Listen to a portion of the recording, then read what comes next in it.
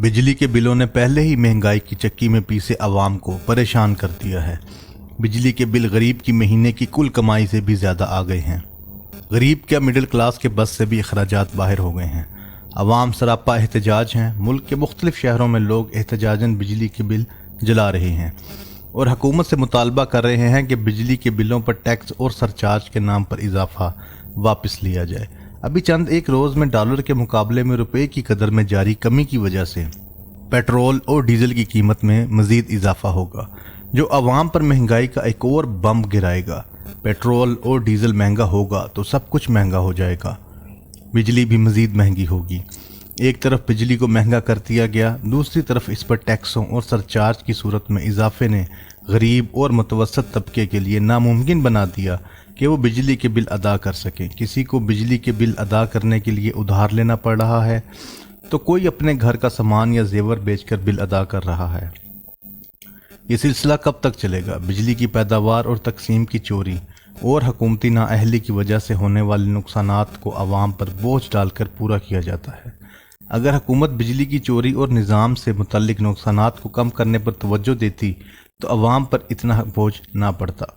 जो बिजली चोरी करता है, जो बिल अदा नहीं करता और जितना नुकसान बिजली की तरसील के निज़ाम में हुकूमती नाअहली की वजह से होता है, इस सब का बोझ आम सारिफ पर डाल दिया जाता है।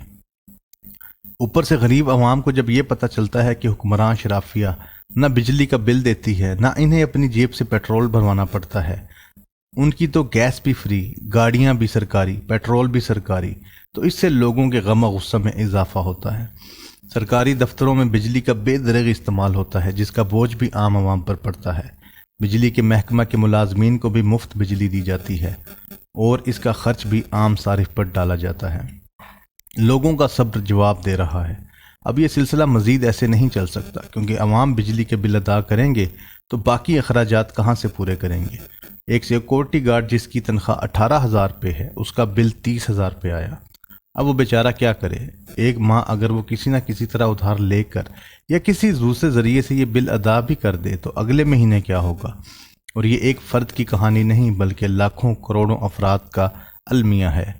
मुझे अंदेशा है कि चंद दिनों में पेट्रोल मज़ीद महंगा होने से मौजूदा एहतजाज में मज़ीद इजाफा होगा। मुल्क के हालात ख़राब हो सकते हैं। हुकूमत को कुछ बुनियादी फ़ैसले करने पड़ेंगे। बिजली के शोबे की नाअहली और अशराफिया की अय्याशियों का बोझ अवाम पर नहीं डाला जा सकता। गवर्नेंस और मईशत की बेहतरी के लिए तमाम सियासी जमातों और स्टेक होल्डर्स को मिलकर बैठना होगा। ऐसा नहीं हो सकता कि मामलात ऐसे ही चलते रहें और कौम आइंदा साल होने वाले इंतखाबात के बाद इक़्तिदार में आने वाली हुकूमत का इंतज़ार करती रहे। गवर्नेंस ठीक करने का मतलब खरबों का नुकसान करने वाले इदारों को दुरुस्त करना है। अवाम के पैसे पर अय्याशियाँ करने वालों की अय्याशियाँ ख़त्म करना है, जिसका फ़ायदा आवाम को होगा। गरीब को इस पैसे से रिलीफ मिलेगा। सियासी जमातें इन मामलात पर सियासत करने की बजाय मिलकर पाकिस्तान के माशी और इंतज़ामी अमूर की बेहतरी के लिए हल तजवीज़ करें। इस सूरत हाल स्टैब्लिशमेंट के लिए भी फौरी तवज्जो की मुतकाज़ी है, क्योंकि मौजूदा सेटअप आपको लोग स्टैब्लिशमेंट के साथ ही जोड़ते हैं। बग़ैर वक्त ज़ाया किए हमें अपने माशी और इंतज़ामी शोबों की खामियों को दूर करने के लिए जंगी बुनियादों पर काम करना होगा, क्योंकि हर दिन अहम है।